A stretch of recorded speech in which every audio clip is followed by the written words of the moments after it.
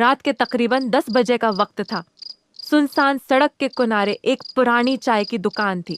لکڑی کی بینچ پر راجن اور وجے بیٹھے تھے، ہاتھ میں مٹی کے کلہڑ تھامے۔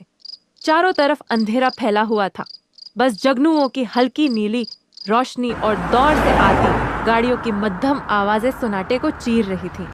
دونوں کی آہستہ گفتگو ایک شاپت محل کی کہانی پر اٹکی ہوئی تھی۔ ارے پتا ہے اس پرانی حویلی کے بارے میں؟ وہی جو جھیل کے کنارے خاموش کھڑی ہے، برسوں سے کوئی وہاں جانے کی ہمت نہیں کرتا۔ ہاں، سنا ہے رات کے وقت وہاں سے کوئی لال روشنی نکلتی ہے، جیسے کوئی لالٹین لے کر گھوم رہا ہو، مگر جب کوئی قریب جاتا ہے تو وہاں کوئی نہیں ہوتا۔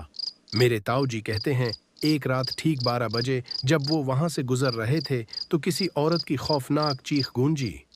سارا جنگل جیسے جم گیا ہو، پھر ان کی موٹر سائیکل خود بخود بند ہو گئی، جیسے کسی نے پیچھے سے چابی کھینچ لی ہو۔ دونوں کے بیچ سناٹا چھا گیا۔ تبھی پیچھے سے ایک